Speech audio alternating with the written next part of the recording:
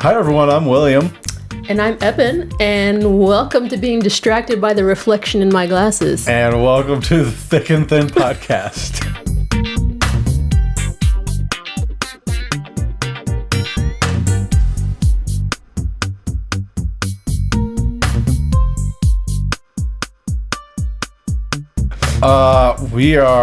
It is the week of April 13th. You can't even keep it up. No.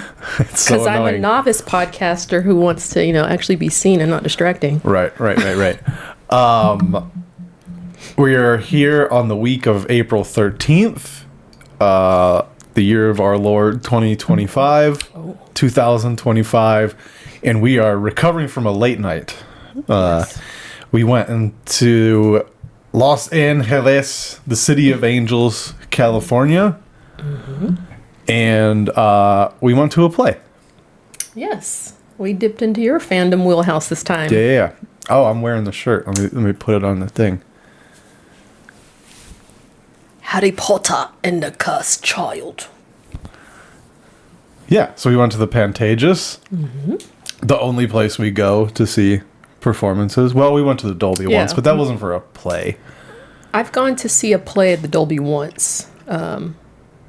They tried out this thing of splitting the season with two locations, and I don't think it worked very well because they haven't done it much anymore. Can I tell you, I can't tell the difference between the two. I guess the outside would be the most different part. Like once you're inside, it's just like, well, there's another theater. Oh, yeah.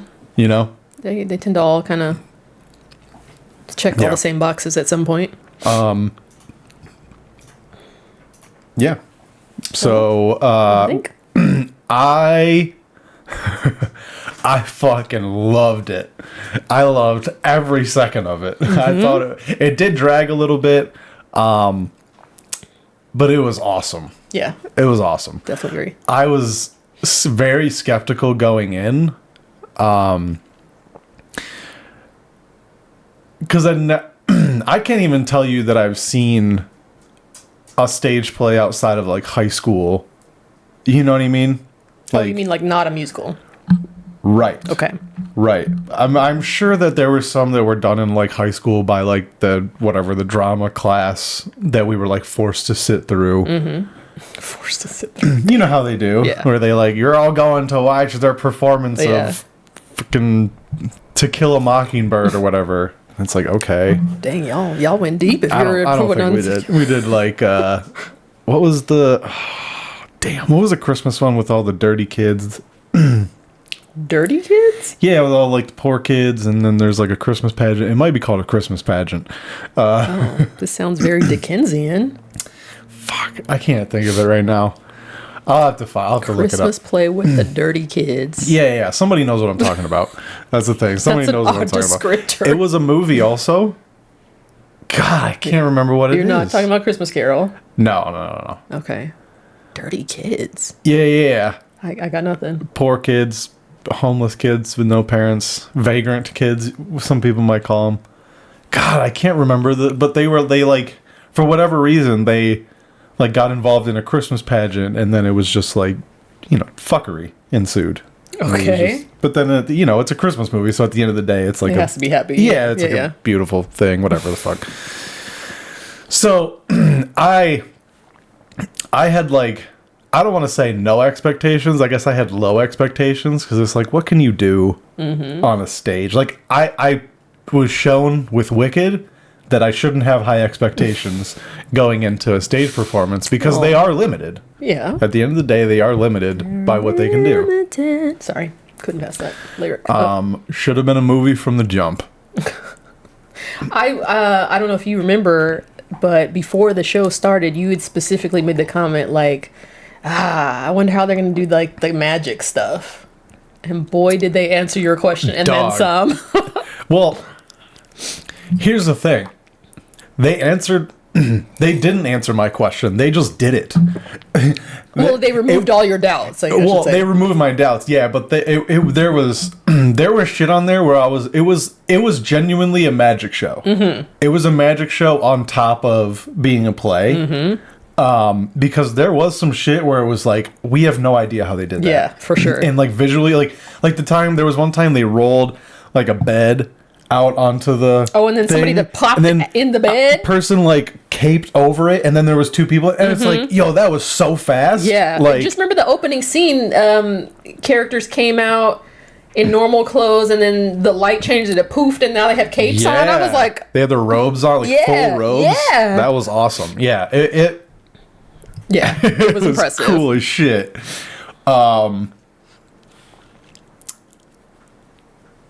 The amount of times we jumped to from just like the surprise of it all, it was like the fire from the wands. We were just like, oh, like because it's a stage play, like you're not expecting them to be like flip a wand and something to happen. Right. So then when it does, you're like, holy shit. Yeah. Like there was the one where like also probably spoilers if you haven't read the book of The Cursed Child or seen the play.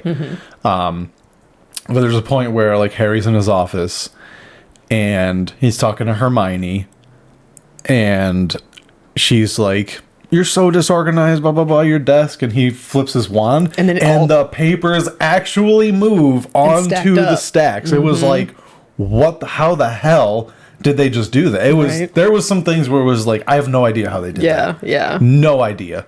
Yeah, I mean, and I think I said to you like either afterwards or during the intermission, I was like, this is the kind of shit I expected from Wicked. Because of like the hype that it got. I'm like, well, this is the kind of shit that must be going on. Is like, because, and it's magic. Like there's magic in it. This is the kind of stuff, but there was none of that. Like, and I'm sure, again, this is a far more modern stage production. So I'm sure that they have a lot more like technology at their and they know like, oh, we can kind of make these venues do what we want. Like we can do the whole thing. Like they'll figure it out. Yeah. And so I think it's just kind of a testament to just like a modern art thing. It's just better done. I don't know. And I liked a lot of the small things, a lot of the fine details that like whenever they were carrying the suitcases and how like, I don't know if it was just strictly choreography or if those suitcases were hanging from something, but how they made them stationary and like drag them, and it was so crisp. There was one where a girl like went to one and she like picked it up. It was just like right in the beginning, and the guy like, who I guess was like the Sorting Hat essentially, was like quote unquote grabbing the bags with magic, and she like stopped in place, walked around it without it moving. I was like, holy shit, dude. And I was looking for like wires. I was like, because even if it's on wires, you'd expect a little bit of a swing, and it was even when the people were like going through the air, you couldn't see wires. So I was like, how are they doing this, man? Like they're on a fishing line. It's crazy. The dude. Train effects, I don't know, just like the small, even when they were changing sets. The train was awesome. The train was super cool because they have the rotating thing in the middle, kind of like the Hamilton thing. And they set the suitcases up like that was the thing about the suitcase. They kind of used them how they needed to, as benches or whatever it was, and headstones. Headstones. Yeah, that was great. Because you didn't know what it was until he said it. Oh, so good. But they had them all in a line, and like people were kind of like, they had extras like sitting on the suitcases pretending to like ride the train, and like it would like sway back and forth, and then every once in a while it would turn 90 degrees, like the train was really turning. Clever. Oh my god, that was cool. So good. And they used, of course, that like rotating thing like throughout that they like just walking. Oh my, it's so good. It blew every expectation out of the water. It was fucking awesome. The scene where they're, again, he already said spoiler alert, going back for Cedric in the water, the swimming even looks so fluid and like, and then when they came back up through the water and the floor, I was like, I mean, I could see obviously that it was a hole in the floor, but just the way he emerged from it, it looked so fluid and real and so good. Yeah, it was really good. The time turner effect. Yes. Was the coolest thing. And I'm convinced that they went through so many time travels because they came up with that. Yeah. They're like, we got to use this more. Let's dazzle them a little bit more. This is so cool. Yeah. And it is. It's awesome. The sound effect almost made it feel like you were time traveling. It's like it reverberates in your body. Yeah. And then, so yeah, because they did like this like projection overlay of the set over the set. And then it kind of like did these like wavering things, and it was so it looked like the set was moving. Their use of light was insane. Like I didn't know you could manipulate space with light like that. It was like they do the squares for rooms on the floor, and that was a cool actually. Like that, I'm actually glad we were in the mezzanine. Because you could see like those things. Like if you were down low, you might not have, you wouldn't see that at all. Yeah. But it was like a defined rectangle where it was like this is where the scene is taking place, and then the way they did like Dumbledore in the portraits where it was like the portrait was lit up, you couldn't see behind it, like it was so masterful. Speaking of when they would emerge magically through, I guess, upstage, I don't know what kind of screen they have, but they merged so fluid. Like I assume there had to have been an actual barrier of some kind, but you couldn't see through it, like see them coming. Did you notice that? Where, like when? Like several times, like when they're coming from the farthest point in backstage, and they would come through something like magically or a wall, or act like they were walking through a wall. You couldn't see like a ripple of fabric, like they opened something or. I genuinely think that's just lighting tricks. That's wild. Because it's so much brighter out here that your eyes can't see beyond that. Yeah, that's true. And you can every once in a while you'd catch a movement. You could see a movement, but not very often. Not very often. They were spot on. And the Dementors were. Oh my! I don't know how. I don't know if that was those were people or if those they were had to be people. But, I don't know. They might have just been mechanical things. But I would sometimes see. Well, that's true. I guess. But like when they like would take bodies and stuff, and like that's they picked. True, Yeah, they probably had to connect to them. Yeah, you're probably right. I mean, I remember in the Harry Potter movies, the scenes with the Dementors gave me the willies, and I'm like, oh, it still gives me the willies. It was cool, and then the whatever like material that they made the thing out of it floated like. This almost is a weird, like smoke or something. Snake skin, like almost in water. Oh, it was so weird. It was so fucking good. Yeah. I'm trying to think. The story was great, fantastic. It's one of those things where you're like, why haven't they made this into a movie yet? Yeah. Why is this not? Well, isn't the original written as a play? Yeah. Okay, so I guess that's probably why, but. You that hasn't stopped them before. Adapt that. Especially as how long it is. It's like, let's cut this down to a 2-hour movie. Like, or, Wicked kind of set a precedent. They can do it in 2 parts. Yeah. I mean, the original stage thing was apparently in 2 parts. Yeah. I mean, like we said, it did kind of drag. Yeah, that was my one complaint, is that it was long. It was long. Well, I don't want to say it dragged, but it was long because the lines, it was just like bam, bam, bam. Yeah. Set changes were like rapid, dude. Yeah. So...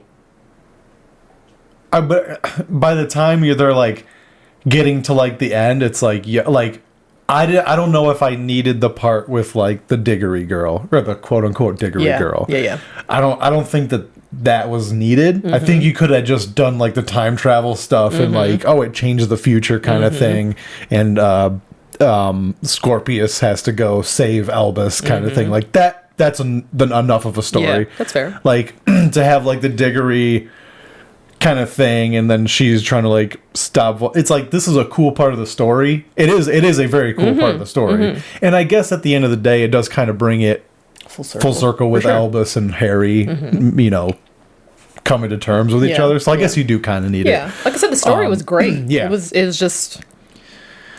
I don't know. I needed another intermission or something. I almost feel like they could have cut out the first time they traveled through time. And just we needed to see like its effects, though. Yeah. I mean, I honestly can't think of too much that they could trim out, because especially knowing that they've already trimmed stuff. But I don't know. I needed another intermission. Yeah, I mean, I had read the book, and but it was years ago. I was like, I don't remember. Yeah, I remember the overarching story, but I don't remember the Diggory girl thing at all. This almost feels like it should have been called Harry Potter in the Multiverse. A little bit. Yeah. But yeah, it was really, really good. I highly recommend it for Harry Potter hardcore fans, and even for, if you're just sort of a Harry Potter normal fan. It's really I don't know. I think if you're a normal fan, you're going to get confused. I didn't get confused. All right, fair enough. So, I mean, but when they were like, oh, Ron, didn't get jealous of Victor, so he danced with Parvati Patel. You know who Parvati Patel is? I don't remember that specific character, but I remember the jealousy dance at the dancing. Indian girl. Okay. One of them, they're twins, actually. Oh, yeah. Okay. Yeah. But, I mean, to me, I guess you feel don't like... need that information, but... I feel like you could best appreciate it if you've read the books or have seen the movie. Don't go into the show with no Harry Potter knowledge at all. Definitely would have had to have seen the third one. Because that's when Hermione has the time turner. That's fair. Well, and Goblet of Fire, too. To understand the Cedric Diggory thing. Yeah. So, I guess through 4, you'd have to watch. Yeah. Well no, you gotta watch because about the Snape dying and Dumbledore dying. You need the whole package. They make references to, And Bellatrix. Harry Potter. The best joke in the show, for sure, is when Harry's talking to Albus, and he's like, my 5th year... Wait, Albus... The... Malfoy? Okay. No. No. I'm not Malfoy. Potter, duh. Potter. And he's like, my 5th year was very confusing. And I was like, that is the 5th book for sure. The 5th book and movie is like, what the fuck is going on? It's a different vibe. Yeah. So I thought that was like, there are some little references they make where it's like, that hit well. Yeah. Also, as far as the casting of the elders of the Potter world, I thought Dumbledore was great. McGonagall was great. Snape was like, y'all couldn't make him look a little bit more like Alan Rickman. His voice was weird. He looked kind of weird. He looked more like who's the character that hangs the signs? That's all creepy. That was also in Game of Thrones. Oh, Argus Filch. That's who he looked like to me. Yeah. And then what's her name? The pink lady, Umbridge. She didn't look scary and creepy enough for me. I mean, we weren't that close either, but I know, but I don't know. Her hair was different. Her voice was different, which I know, obviously, you shouldn't necessarily recreate the thing, but I needed more of a vibe from her. The lady that did Moaning Myrtle. Oh, she was great. Fantastic. Yeah. And then McGonagall. Yeah, she was great. Yeah, she was good. And she perfectly exhibited, you can embody enough of what we're familiar with, but her voice didn't sound like Maggie Smith's, but she had that accent enough. I thought it did. Jesus, Car. She got the accent spot on, but the actual timbre of her voice was different to me than Maggie Smith. So going back to Snape, I didn't necessarily want him to sound just like Alan Rickman, because that's a very distinct voice, but he didn't look like a Snape. No. Yeah, I agree. He looked trashy. Of course, he was supposed to be older and downtrodden, beaten down. But I said, they nailed it with Dumbledore and McGonagall so well. I wanted a little bit more from Snape. Even Harry, Umbridge. Ron, Hermione, those were all good castings. Especially Ron. I thought that was perfect. Yeah. It was spectacular. Yeah, it's very impressive. I'm trying to think what else. They introduced Voldemort at the end, kind of, while Harry transmutes into Voldemort, and I was like, who? And the way he comes out, you could tell they're expecting more of a reaction from the audience, and I think everybody's just like, Jesus Christ, what's happening? Yeah. Oh, speaking of which, about midway through the play, when Diggory Girl, Albus and Scorpius. Yes. They take the polyjuice potion. Yes. Yeah. That was masterfully done, because it's they're reacting, and their head kind of goes in their robe and emerges the arms are going first, and then different colored arms would come out. Yeah, and then different head of the different actor come. I'm like, what? It was so good. It was wild. Yeah. And they did it 3 times. Yeah. It wasn't one and done, and then they got switched the other 2. No. They did it 3 times. And I was really, the first couple of times, I was waiting to see somebody come out from the robe and skeetle back up stage, and I was like, where did they go? And then I realized, oh, there's holes in the floor, but still, it was still fantastic. So good, yeah. And then the duel scene between Harry and Draco was so fun. Oh yeah, that was so cool. Yeah, because so they had like we were saying earlier, like a rectangle room, and there was like a table and 2 chairs, and they, had an argument, and they pulled their wands out, and they would like cast a spell. They'd be like Depulso, which is like the push away spell, and they would like jump into like where it's dark, and people like dressed in all black would be there to like hold them up in the air to make it look like they're floating, but keep them in the light enough, but you can't see their hands. Dude, I was like, this is the craziest. And they would like move them, slam them on the table, like lift them. I was like, this is the craziest shit I've ever seen. Like, how are you pulling this off? Like right in front of my fucking eyes, dude. Yeah. They were really clever. And like move, like they would do it on the chairs. They like people would make the chairs move. There was one time later in the thing where like the chairs were just sitting out and they just all moved. Did you see that? Yeah. I was like, what is happening? How do they do this? Like, are there fish lines attached to them? Maybe. I mean, it could be. There's just somebody underneath going boop. Yeah. But like you just, I don't know, man. It's just, it was. I would go see it again. That's fair. That's how I would too. Yeah. Like I would definitely go see that again. Yeah. It was definitely up there on the wonder mouth agape kind of shows. Yeah, that really was good. Crazy. Really, really good. Very strong gay undertones. Oh, between Scorpius and Albus. I got that vibe too. And I didn't get that vibe reading the book, and that might have just been something that I missed or something. But that seemed like it was just like a breath away from a declaration. Yeah. It was kind of, but at the same time, Scorpius was like Rose, Rose, Rose, but it's like, and it's like I almost would have preferred it if they just leaned into it. Do you know how many? Again, we you know how many hardcore fans, even though apparently Harry Potter doesn't have that many religious fans anyway because it's wizardry and magic, whatever, they would have been like, oh my god, they're wokeifying it. No, they're not gonna do that. We saw, just based on the clientele last night. Lots of gay. I mean, and that's just theater. That's theater in and of itself. Yeah. And it's LA. But this show in particular does have a very strong, like, my dad doesn't understand me, and like I need to like prove myself to him in a way. So it's like has like again just gay coming out undertones of like struggling like with. So it's like I don't know. I guess I just. Because I'm such a fucking straight cis dude, that that kind of stuff just. That's fair. If I was like in the book, like they're friends. Yeah, that's the extent of it to me. But like if you're seeing it through a different lens, then I guess I don't know. You could come to that conclusion. But I mean, in the casting too, Scorpius, there was times when I was like, "Is this a girl?" Really? Yeah, well, I was like, this might actually be a girl or like a trans man, but you know what I mean. Like he looked like a prepubescent boy to me. That's what I'm saying. I'm not even sure he was an adult. Like the actor is an adult. He was tall. His legs were long as shit.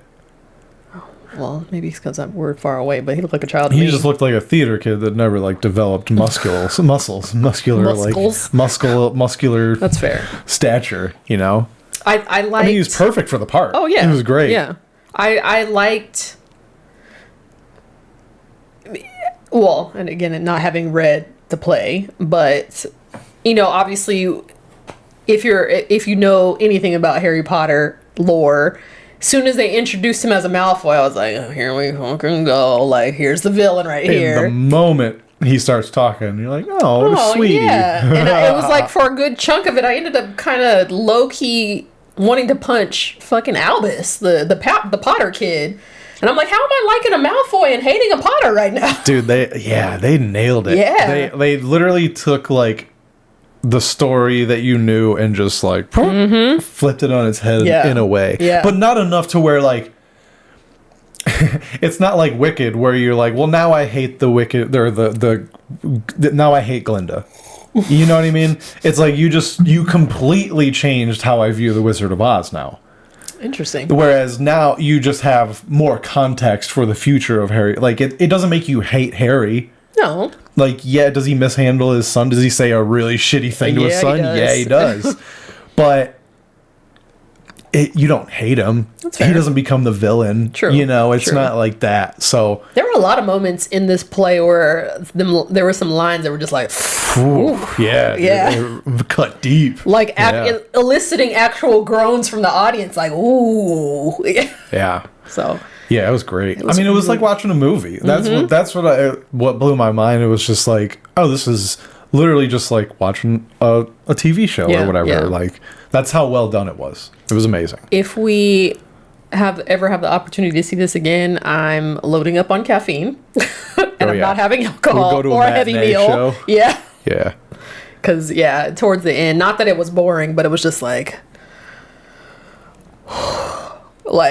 it's just a long show. Yeah. It was like 3 hours essentially. Yeah. Yeah. And there were very like emotional moments. Just like nostalgic of just like, I don't know, especially like at the beginning when like all the characters were coming out, it was just you know? Oh, they're adults now. Yeah. It was just, I don't know. It's just like surreal. You had to sit next to a child, so that I wanted to punch. There's that. Well, yep. I don't think that there's nothing that they couldn't have done that would have made you not want to punch them. No, if she'd have sat still and clap at the right time. No, the aspect of her existence that made me want to punch her is she was like a small child, like she wasn't even 10. And which, like we were talking about last night, I find crazy that people would bring their child to this, but whatever. I don't. But so her dad was sitting on her other side, and she wanted to keep like leaning against her dad, and like he would have his arm around her, but so that she kept wanting to put her feet up on the seat, and so at least 3-4 times that foot would like swat me in the calf, and it was like the first time I was like, okay, I'll give you a pass. It's dark. You don't know where my leg is. I'm dark. It's dark. What? My pants weren't dark though. And then the second time, it was like, and I could see her looking at me, and even in the dark, I could see her go like this, like, sorry. Well, at least she acknowledged. But then the third and fourth time, she just kept doing it, and I was like, bitch, I'm going to squeeze the life out of you if your feet touch my legs one more time. I'm gonna throw you off this balcony right now. But yeah. You know how easy it would have been to just grab her by the collar and just fling her across the balcony? I'm not really trying to kill children. I just want them to be maimed. Keep their feet to themselves. Oh, yeah. Keep their body parts to themselves. And you thought someone was farting throughout the show? No, I didn't think somebody was farting through the show. I know somebody was farting through it. It wasn't me. It wasn't me. I didn't fart once. Well, you are always going to be the top of the suspects list if I smell a fart. That's fair. So then, of course, I then projected that on the child. I'm like, you keep kicking me and you opening your booty hole right now? Girl! And it didn't have to be her. It could have been the people behind me, but it was strong. And, I mean, chances are the people behind you, because they're just like, and it's going straight into your... Well, I mean, keep in mind, the girl next to me, she was leaning to her dad, so it was just... That's fair. Booty hole was just aimed right at me. And there was a point in the play, I want to say it was when, like, Albus and Scorpius were making up. I wasn't making out. I was wondering if that's how that was going to end. There was a point when I genuinely thought they were going to. And I leaned over to you, and I was like, they're going to start making out. Well, because there was a very, like, poignant silence, and they were making eye contact, and they were obviously going in for a hug, and I was like, is this gonna happen? And then I was like, at the very end there was definitely a slight lean in. Yeah, that's what I'm talking about. Okay, I was talking about there was an earlier point in the show, because I'm the one on when they're on the stairs, right? Yeah, that's what I was talking about towards the end, like you said. Oh, I was talking about when they're when like Harry is like, you can't talk to him, and then they're like on the remember they're moving the stairs, and they're both like walking up and down, like they're seeing each other from a distance. Gotcha. And, like, Okay. and eventually they like have a thing. But the later one, yeah, there's like they were about to. They were leaning. There was a lean in. There was a 10%. If you've seen the movie Hitch, there was a 10%. Yep. He was waiting for the other 90 from Elvis or whoever it was. Yeah. But I forget where I was going. What I was going to say. Just like the gay tendency, It's the gay. a suggestion. Yeah. It's gay. I mean, it's fine if it is. Yeah, but just make it gay then. Yeah. But Don't make us like.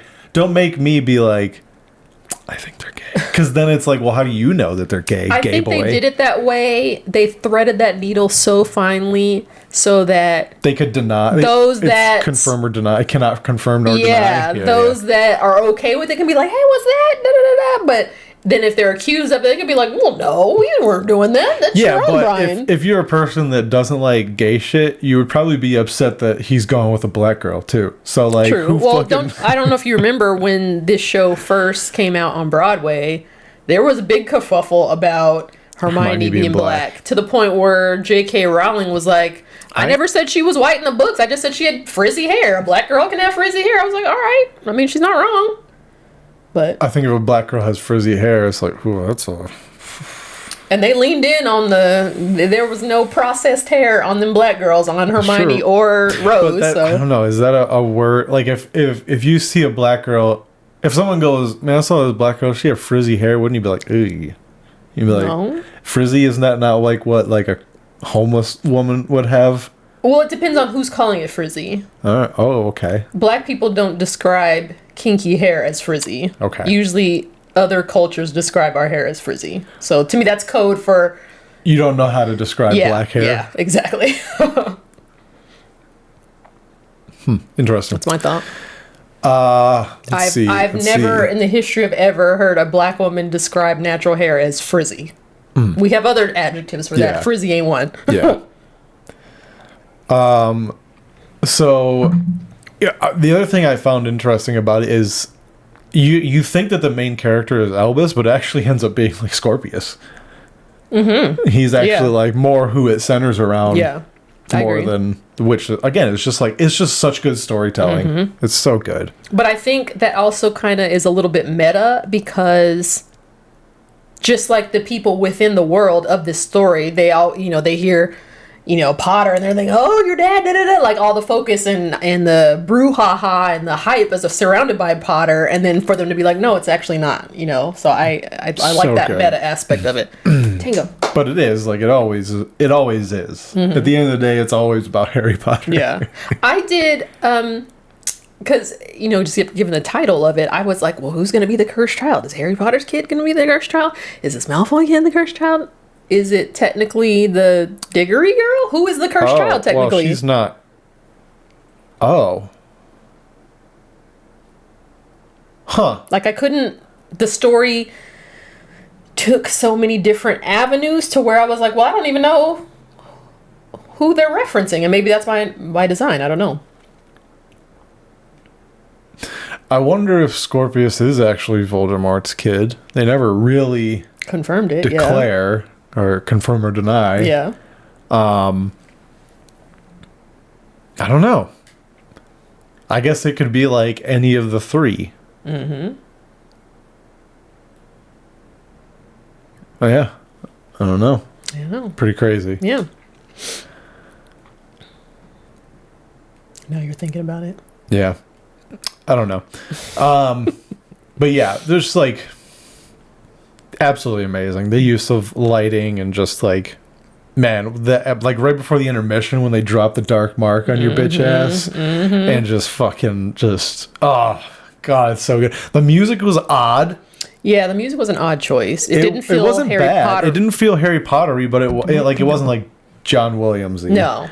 They But never even played the theme once. Not even an inkling of it. Not even a hint. A hint, which was strange and almost a little disappointing. But it didn't really need it. Like whatever they did, it fit. It worked. Yeah. I don't know. That was just kind of strange to me. I guess that The music was very like, I want to say techno-y. Yeah, I agree. Very modern. I don't know. It did not have the Like a month or so ago, you sent me a like an album or a playlist on iTunes of The Cursed Child. Do you remember this? I forgot, but okay. Well, you Sounds did. like something I could do. Yeah. Yep. Did you listen to it? I started to, and it was like this techno stuff, and I was You like, were like, and I was like, this must be like a remix or something that somebody like took the music for like the Broadway music and like did a remix. So I was like, oh, I'll wait for their show and then like see. And they were selling CDs and stuff I noticed, yeah. at the thing, and I wonder if it's the performance or if it's just the music. I would assume the music. Yeah, fair enough. I don't think they would ever sell like a DVD of the performance. Not a DVD, but a CD for sure. Like just the audio with all the dialogue? Sure. I got when I went to the Phantom of the Opera. Oh my God! Oh, Here we no. go. This is a rabbit hole to go down. Oh, no. But I went to the Phantom of the Opera.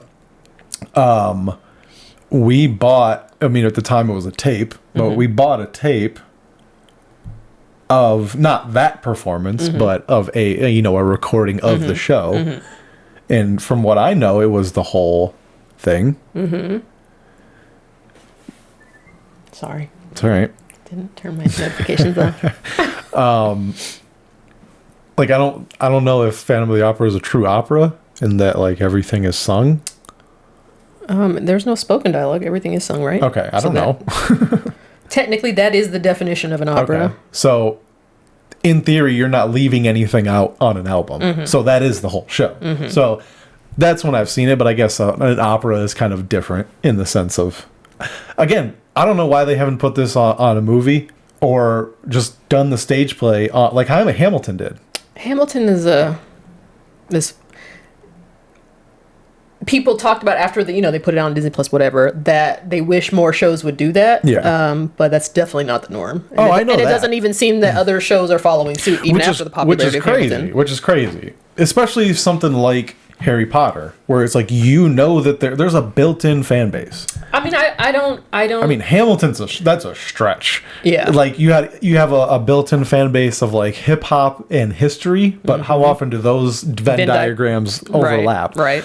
So like, what a gamble. But like That you do definitely paid off, though. Yeah, for sure. But like you do a Harry Potter play on like it's gonna be fine. Yeah. Like, I mean, I you're don't doubt gonna that they would your make a movie in the future of it, honestly. It's been a long time though. I mean, how long did it take for Wicked to get made into a movie? Over 20 years? So I guess.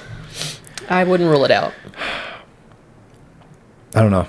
But again, like doing just a video of that because of what they do on stage is so cool. Yeah. Like Wicked wasn't that impressive as a stage performance. Like, Well, that's more about the story, but yeah, the music, the story, but it's like, again, I need Yeah, something yeah, more. Like, yeah. it's, I don't know. When you're like the most popular play of the last 2 decades, like I expect it to be more than song and dance. Right. That's all. So, yeah. All right. 10 out of 10. I agree. Awesome. We went to Kohl's beforehand. We walked by the Cecil Hotel. I didn't realize that was like right around the corner I from didn't either. Kohl's. And when he says Kohl's, he means Cole. It's a sandwich place. We did not go to the department store. No. So to clarify We that. went to LA to go to Kohl's department store. Yeah, we went to a sandwich place. Super dingy. Love it. It's the best. It gives me like Prohibition Boston vibes. Yeah. Yeah. Anything else from our trip? Got ice cream after. I mean, it was a quintessential trip to the Pantages for us. Yep. Pretty much. That's how we would do it every time if we could. For sure. No, I can't think of anything else on that trip. Oh, the Phantom of the Opera. So, Dang it, I was hoping you forgot about that. For the record, William's mom, I tried to deter him. I'm so sorry. So when I went and saw Phantom of the Opera in 1999 in Toronto, Canada. Once upon a time.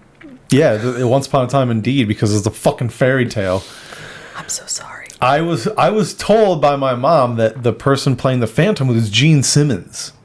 Kiss, Gene Simmons. and I've been telling people this for 20 years now, 25 years now, that when I went and saw the Phantom of the Opera in Toronto, and I went to the CN Tower and did all that shit, and went and saw so this, angry. that Gene Simmons was the fan. I've been telling people this. Fucking tongue out, Gene Simmons. We went to the Hard Rock Cafe at the at Rogers Center, which is where the Toronto Blue Jays play baseball. There's a Hard Rock Cafe, like like connected to it, and you can sit in it and look out over the field while you're super cool. I remember this. Okay. And while we were in there, there was a picture of Gene Simmons on the wall in his makeup, and he was doing the tongue thing. And my mom goes, "That's the guy that's playing the Phantom whenever we're going." And I was like, cool. So like I said, 25 years, I've just been telling people that Gene Simmons was the Phantom, and they're like, what? That's crazy. Are you sure? I'm like, positive. My mom told me while we were there that was the case. So last night I decided, for whatever reason, I'm like, well, she lied to me about going to Mount Rushmore. And so, like, what else maybe? She did not lie to you about going to Mount Rushmore. That remains to be seen. And I was like, well, what else is she lying to me about? So I messaged her. I was like, hey, wasn't it Gene Simmons that was the Phantom when we went and saw it? And she said, I don't recall that. I think Meatloaf did it at one time, but I don't know who it was when we went.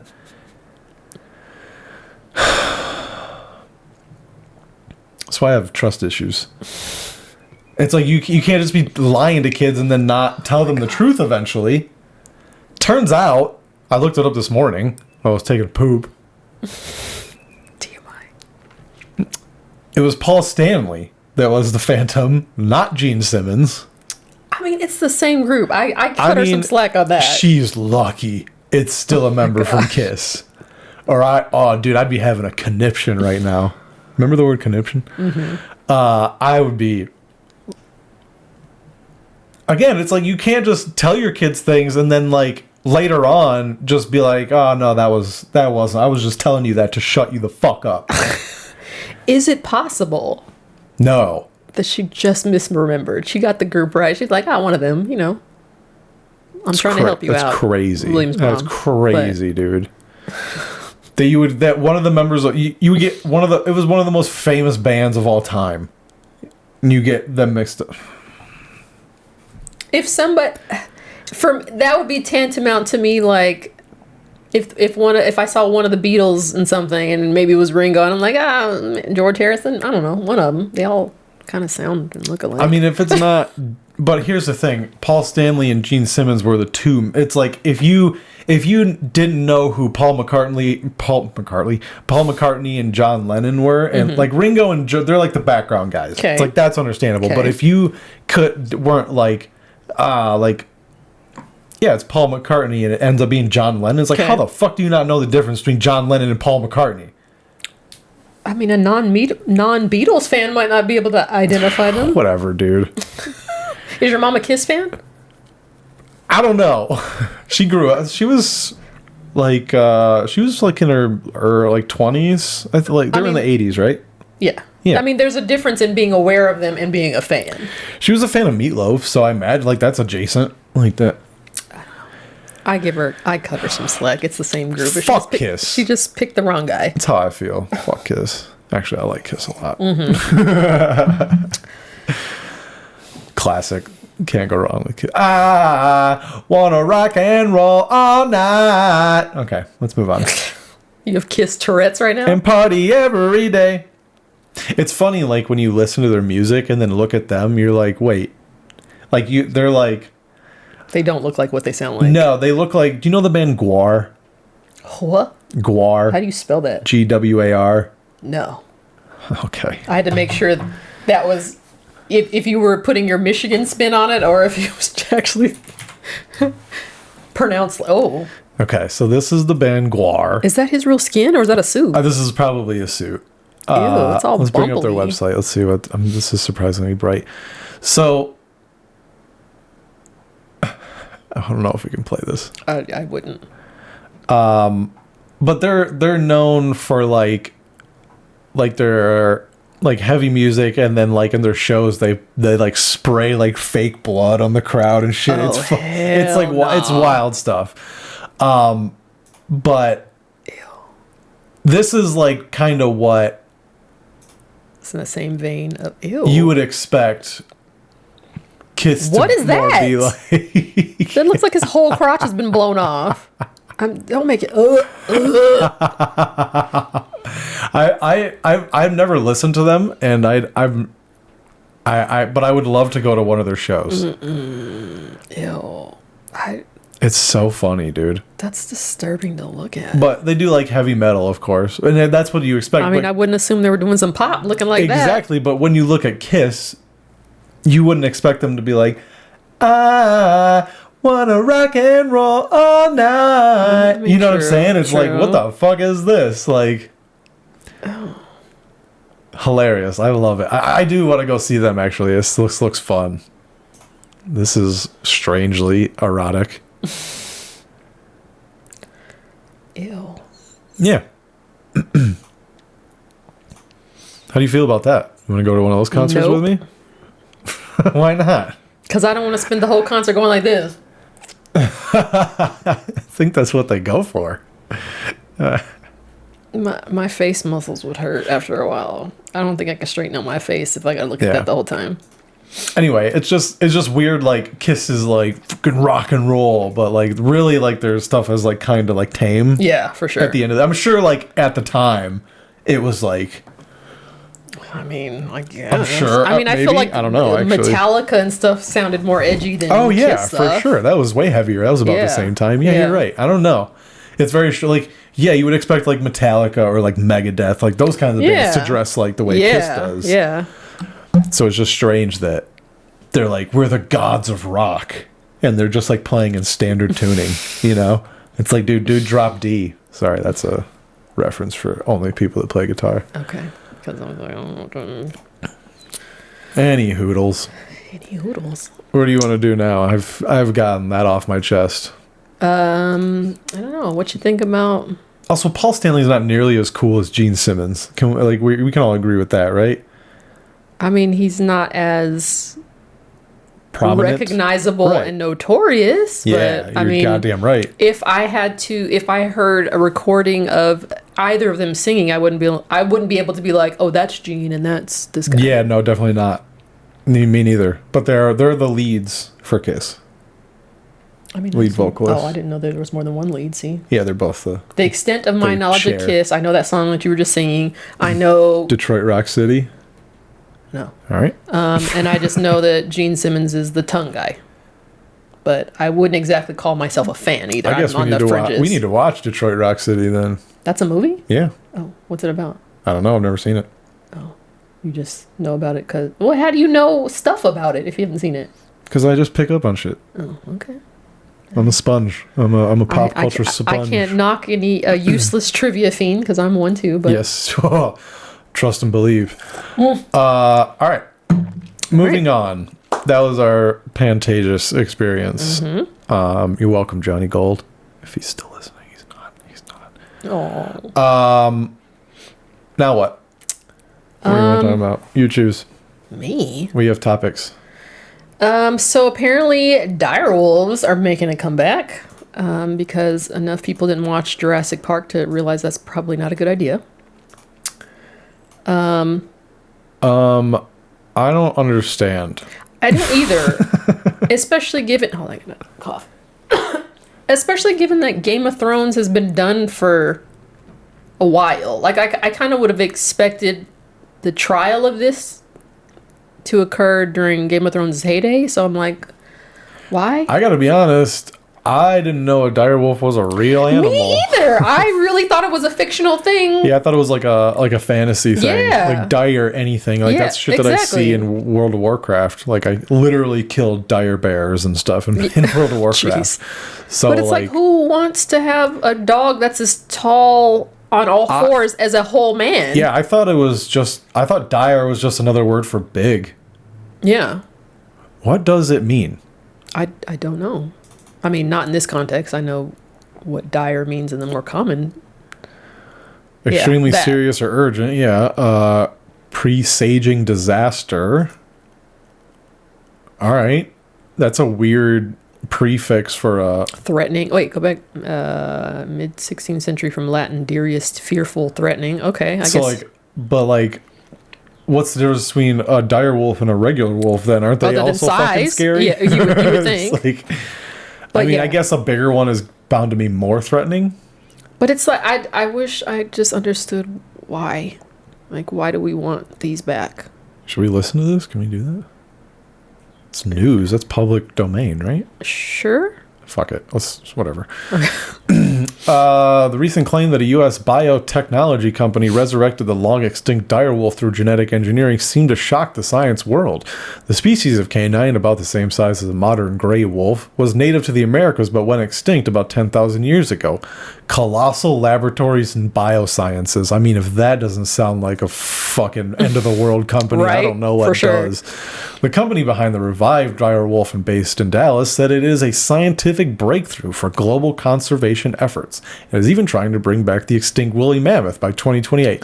Hey, if I can go on a woolly mammoth ride at the fair, I might be down for this, dude. That sounds kind of cool. Although they're probably going to resurrect like an ancient tick. You know, it's like buried in. It's gonna blow up in their face. Yeah. But again, just Jurassic Park warned us. It was the cautionary tale against this. Why? Because fuck you. That's why. However, a number of bioethicists, geez, that's a thing you can be, and ecologists say they are skeptical. The animals created are actually direwolves, and said there are ethical concerns, including where the animals would be kept and if they could survive in the wild. Or if humans will survive with them. Yeah. All claims of de-extinction are the invocation of a metaphor.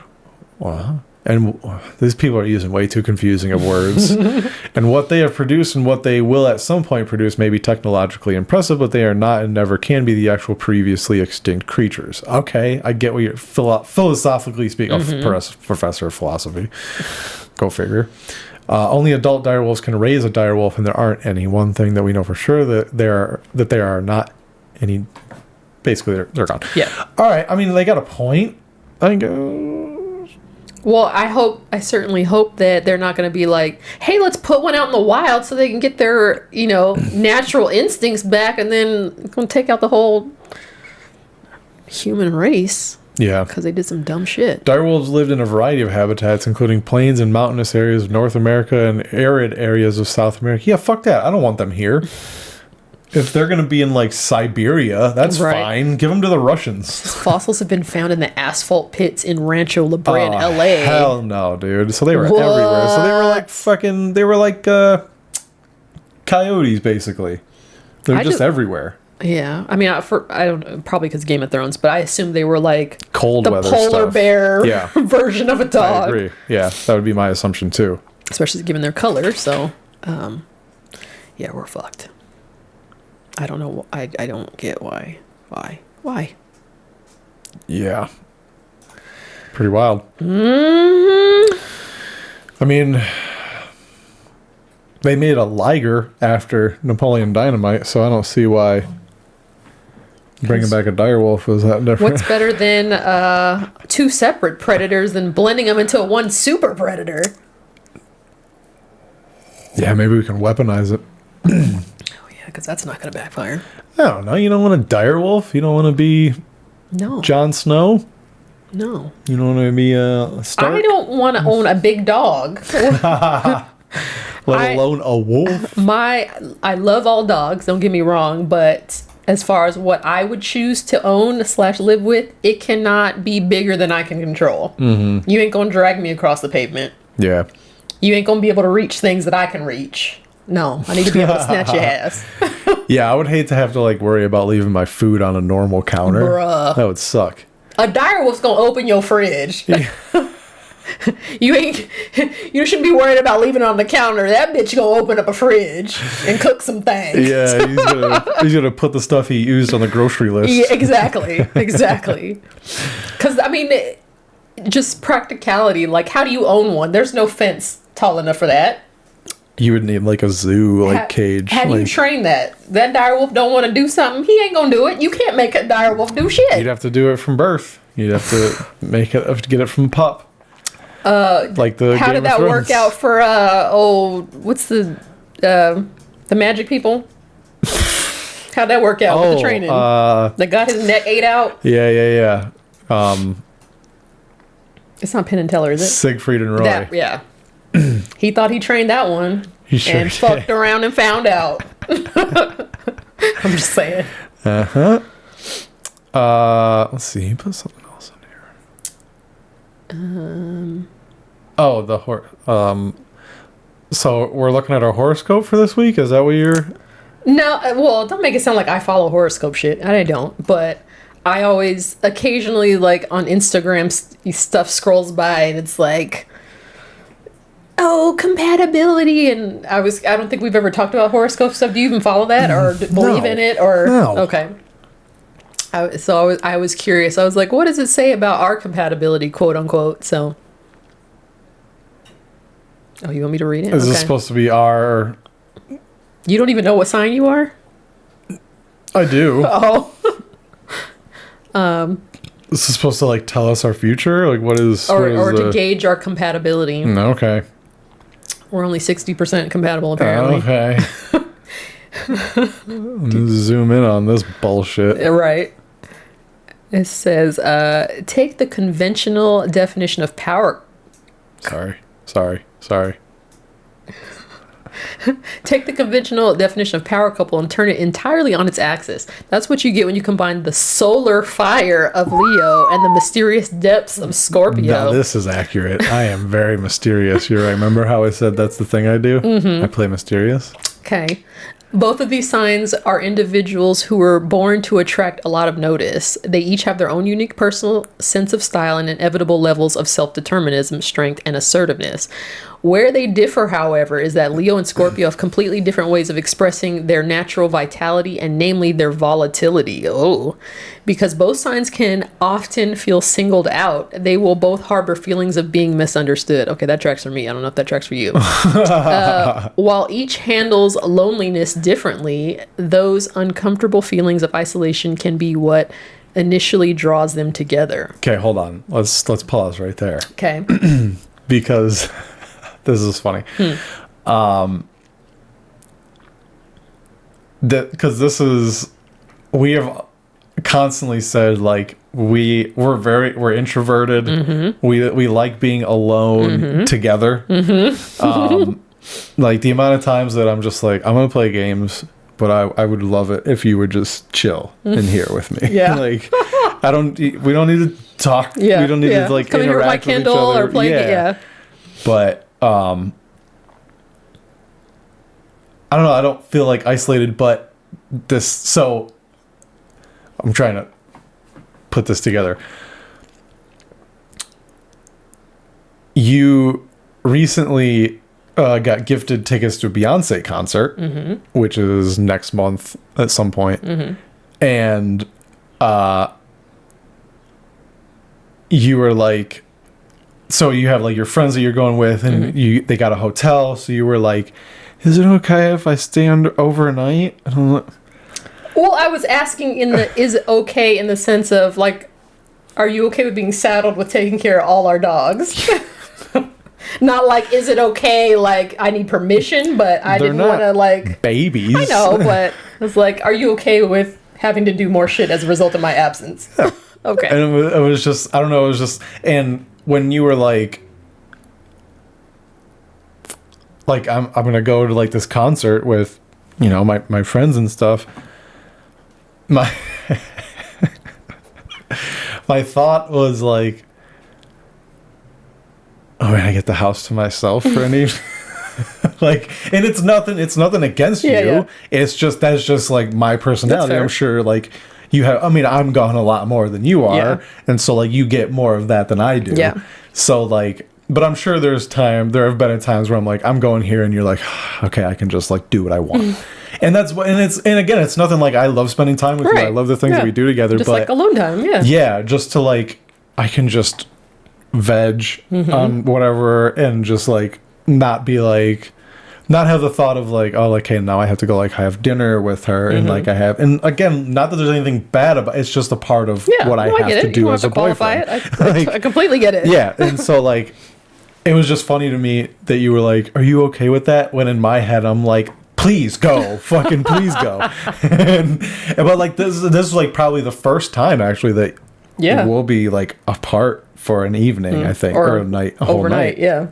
So, I don't know, but uncomfortable feelings of isolation. I've never felt like uncomfortably isolated. The only thing that comes close to uncomfortably isolated was when I had COVID during Christmas, 2 Christmases ago. Oh yeah. That I was starting to claw the walls. I'm like, I'm sick of being in this room. Like yeah, that was uncomfortable isolation for me. But in any other aspect of life, no. But all right, should I read more? Yeah. Can you scroll up so yeah, okay.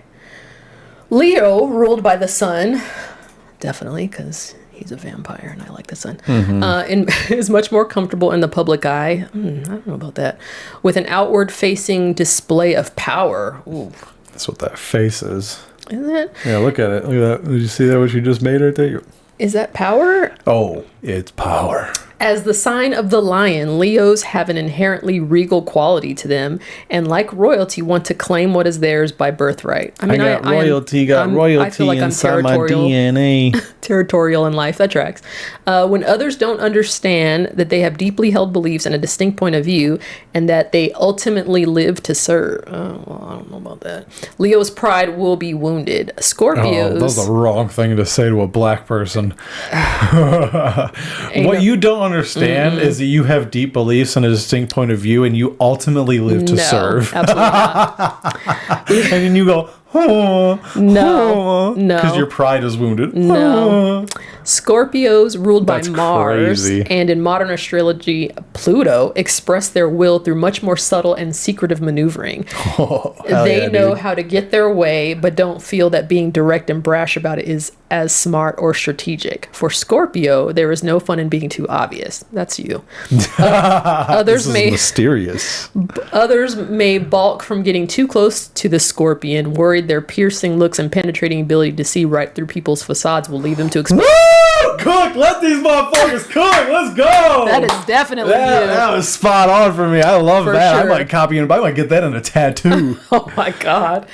Because Leo and Scorpio form a tense square in the zodiac wheel, whatever that means, they will notice each other instantly. They will both stir up deep and possibly even uncomfortable feelings for each other. Ooh. But with Leo's gentle heart and want to connect with everyone, no. And Scorpio's ability to see a person's soulful intentions, these two can put aside their outward differences and connect on a more fundamentally honest level. That means we're supposed to take over the world. We're fucking, let me lift that record needle and over the scratch.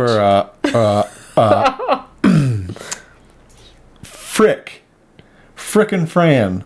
What was the stupid Domina show? Who's the Caesar and Domina? Gaius, Caesar? Gaius and Augustus and the lady. Lucilla. That's who we're supposed to be. Is it Lucilla? Drusilla. That's who we're supposed to be. There you go. As a couple, though, here comes the but. There can be continued power struggles throughout the relationship, with each trying to wrest control from the other. So not us. No. It can lead to a clash of their stubborn egos, which they are both notorious for. But like a lot of conflict, if this couple can learn to channel that energy into sexual expression, it can lead to a lot of steamy passion. Oh, well, that's what it is then. Something you might expect from water and fire dousing each other. This can feel exciting and thrilling, and with their fixed sign modality, they will both be dedicated and loyal to each other once they decide to commit. Okay.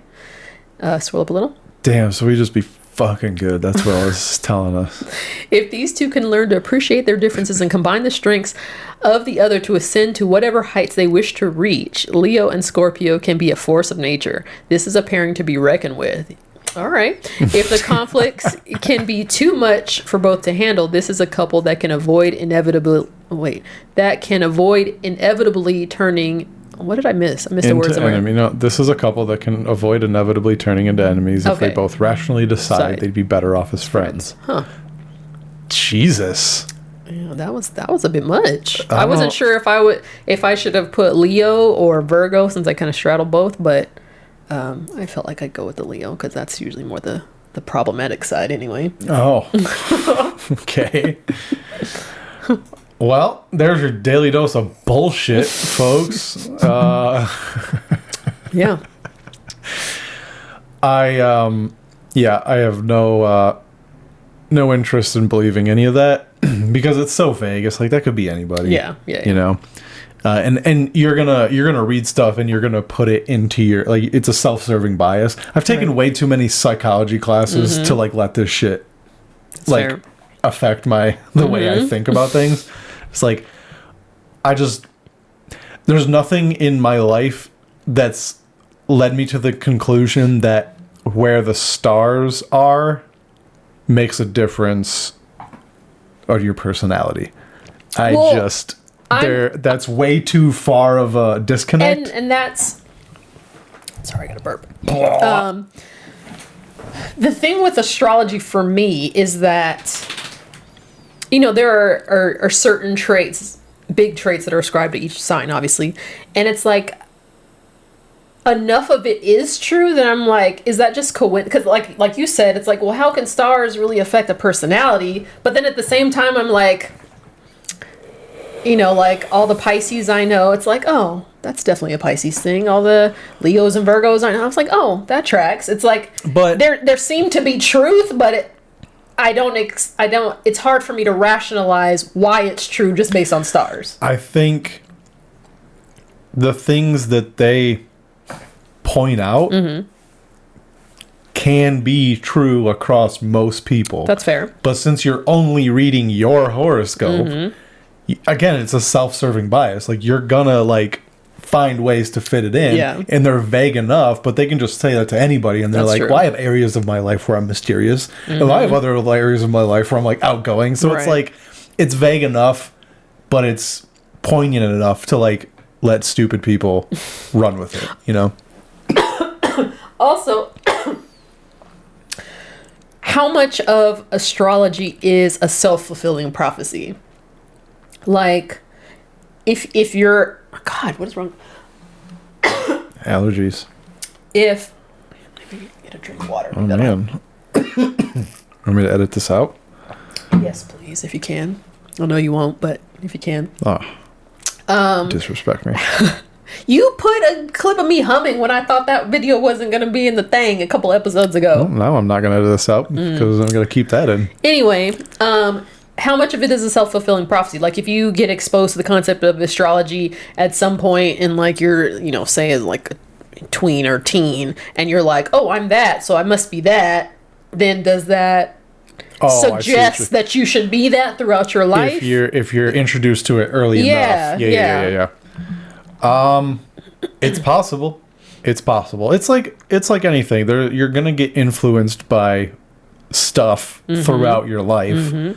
And if it happens at the right time, it's going to carry more weight than other stuff. Right. You know?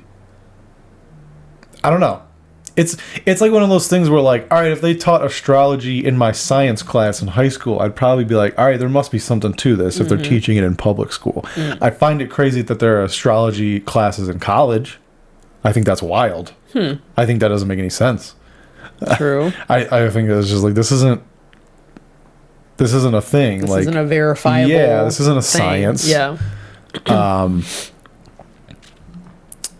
Yeah. And I think that, like, anybody that would want to, like, genuinely do an experiment on that, you would not find any connections. And if you did, I guarantee there's bias in the study. Because the people that are going to want to do it are going to want to be people that prove that it's right. But so I mean, how is there a way to definitively prove its validity? Well, that's probably why it's still a thing. Right. Because you can't. It's like proving God's not real. It's like, well, how can you do that without dying? And it's like, well, exactly. You can't come back. Can't back and report back, yeah. So it's like, you... Yeah. you're almost in the sense of God, you're almost better off just believing it, because why not? Yeah. Because the benefits outweigh the risks. Yeah, for sure. Just like God, you might as well believe in him, because the risks of not believing him are far too dire. great. Yeah, for sure. For sure. But I don't know. That's the philosophy. I read a thing in college in a philosophy class that was a conclusion. Like, even if you don't believe in God, you might as well believe in him, because the PR of it, as it were, there are no dire consequences to believing. Try to make sure. Right. Yeah. Exactly. Whereas obviously there are two to not believing. Yeah. It's not like you get to be like, told you so. Yeah, exactly. Which I guess like is the same argument that I give like conspiracy theorists of like, why do you believe in this? Just so that you can say I told you so as the government's dropping a bomb on your head. It's like, what good does it do you? Yeah. So, does that make you feel good as you're about to die? Exactly. Yeah. So it's like, that's why I no longer really stand on the God's not real hill, because it's just like, who cares? Because there's no harm in believing. It's not like I'm not going to be like dying and be like, I told you so, or like when someone, you know what I'm saying? I'm not going to do that. Right. So I have my beliefs. It is what it is. Like, yeah, that's fair. Anything else? No. I think that was it. Anything else you want to bring up? Nope. I think we're over an hour. It's cool. Yep. Go see The Cursed Child. Highly recommend. If you buy tickets and then can't go, sell them to us. Yeah. We'll go again. We'll go. It was super cool. Ew. Follow me on Instagram at William_D20, twitch.tv/William_D20. Every Thursday I'm at Back to the Grind in downtown Riverside. I don't have my thing. First weekend of May I'm at Route 30 Brewing Company. I think it's the first one. No, I don't remember.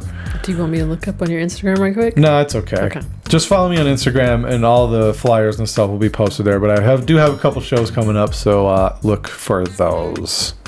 Okay. You? And I'm Eb_Nick. Follow me on the things.